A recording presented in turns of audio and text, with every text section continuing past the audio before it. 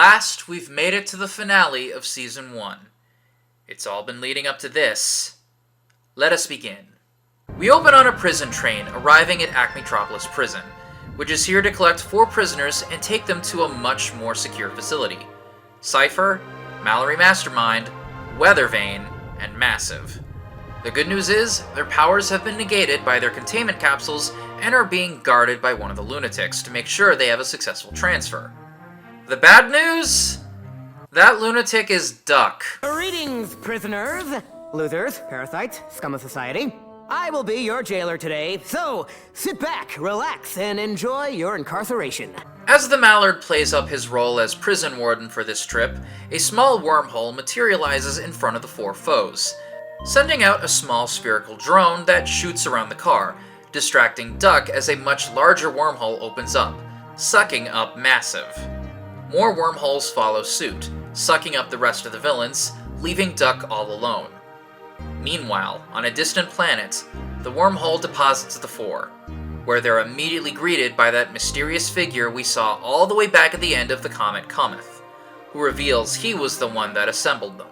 I am Optimatus. Optimatus gives them an ultimatum. Assist him in defeating the Loonatics once and for all, and they can rule Acmetropolis together.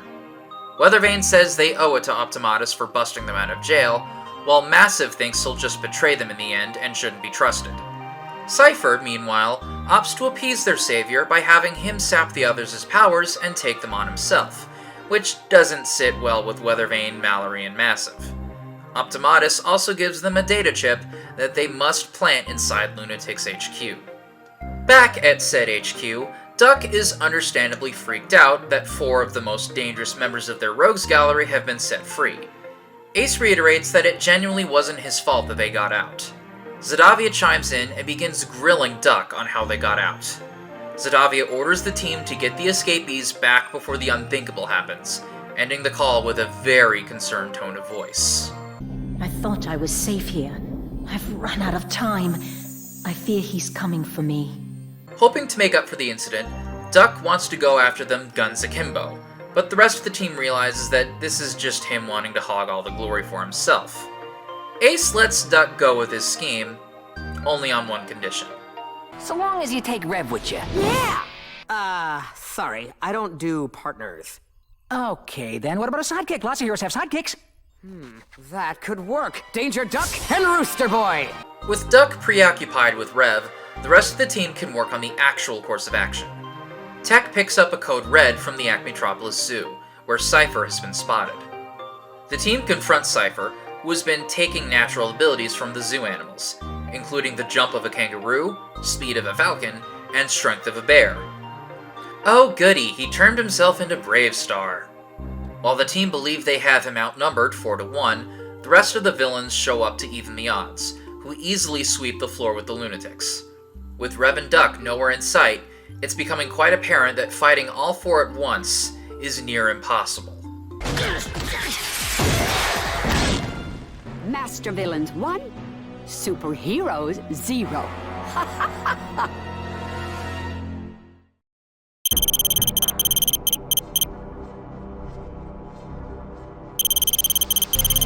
Hey, ever wanted to know who did that amazing operatic section of the Loonatics opening? Look no further. Agostino Castagnola is a professional opera singer and studio vocalist who has lent his operatic voice to numerous television shows, cartoons, and films, including but not limited to Jurassic Park, Star Trek Voyager, The Scorpion King, Dharma and Greg, and the 2003 film adaptation of Peter Pan. Most people of a certain age might remember him most from this episode of Dexter's Lab. With these glasses I betroth to you the knowledge and skill that is quite far and few. Post Loonatics, you can hear him in the scores for I Am Legend, Horton Hears a Who, 2012, and Frozen.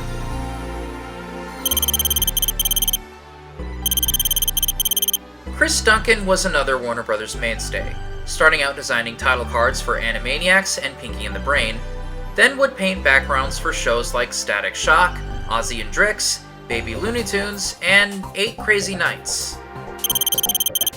Duncan would do background designs for the entirety of Loonatics Unleashed's run, including the intro for the show's second season. After Loonatics, he would continue to work on backgrounds for shows like DC's Superhero Girls, Guardians of the Galaxy, and Bob's Burgers. He would also dabble in live-action films like 2012, Jack the Giant Slayer, Oblivion, and 47 Ronin. Sadly, Duncan would pass away in 2021 at the age of 58.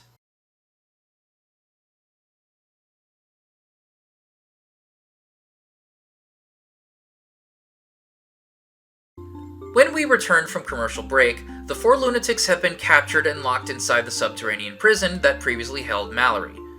Ace attempts to blast his way out of the cell with his eye-beams, but the glass proves to be impervious. Cypher suggests the defenses be lowered long enough for him to sap their powers once more and leave them truly powerless, but Mallory isn't risking him overpowering the other 3. Massive and Weathervane agree, stating outright that they don't trust Cypher one bit, leaving him to guard the lunatics while the rest of the team seek out Duck and Rev. Meanwhile, the 2 birds are investigating the capsules to see just what kind of power it took to break through them. With HQ currently unoccupied, Weathervane, Mallory, and Massive break in and use that chip Optimatus gave them in Tech's computer system, just as Duck and Rev make it back, unaware of what's going on. Access denied. Facial scan of Danger Duck is a duplicate. What? What do you mean, duplicate? Listen, you overgrown ATM, when they made this kisser, they broke the mold. By the time they get inside, the villains are nowhere to be seen and all of the computers are left in static. Zadavia is able to get through, warning the 2 of them to get the hell out of there, but it's too late. Duck, get out now! You're really clueless, aren't you? Blast them! Yikes! The 3 villains gang up on Duck and Rev, but the 2 are able to escape after some friendly fire from Weathervane and Massive. What did I do to deserve working with you super incompetents? Once the 2 evade detection, Zadavia pleads with them both to find the other lunatics ASAP, as her systems have been compromised and she's running out of ways to contact them. Using some logical thinking, Rev deduces that the rest of the team has been locked up in the subterranean prison, and the 2 speed off to free their fellow teammates. Back at said prison, Lexi and Slam are keeping Ace and Tech out of sight as the Coyote works on reverse engineering the prison cell so they can escape. As Cypher taunts them for their vain efforts in escaping, Duck and Rev arrive, the Mallard keeping Cypher distracted, while Rev helps in breaking the rest of the team free. Cypher eventually manages to regain control of Duck's powers, and since Duck's teleportation powers are now his, he can easily warp inside and take everyone else's, which strikes fear into the rest of the team's hearts. Feel like a little company, dudes? So now that I stole Duck's powers, I'm gonna quack myself inside there and steal yours too.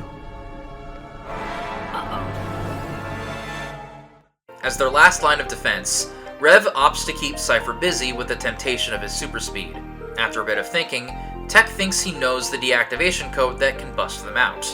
Ace ordering the now depowered Duck to make it over to the computer and enter it in. 163208. Okay. Mallory is shocked that Tech was able to figure out the code, considering... That's it? Mastermind's locker combination? Yeah, we shared one in college.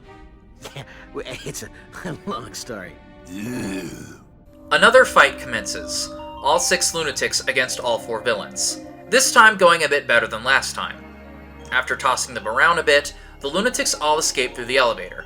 Massive attempts to stop the elevator and bring the lunatics back down, destroying the prison's above ground level in the process. Thanks to Tech's electromagnetism, the lunatics make it out unscathed, but the villainous quartet make their way up from the lower levels, intent to start round 2, only for Optimatus to show up via Zadavia's projection beam. Disappointed with their failure to capture the lunatics, he opts to suck them back through a wormhole, but Duck runs towards them, still needing to get his powers back from Cypher. Duck grabs a hold of Cypher's legs as he's pulled into the wormhole with the rest of the villains. Back on the planet seen at the start of the episode, the 4 villains are spat out of the wormhole, alongside Duck. Well, look what the wormhole just dragged in. Back on Acmetropolis, the rest of the Loonatics wonder who it was that the villains were working for. That's when Zadavia appears to them, in the flesh, to reveal that Optimatus is her brother. He is my brother. Oh, brother. End of part 1.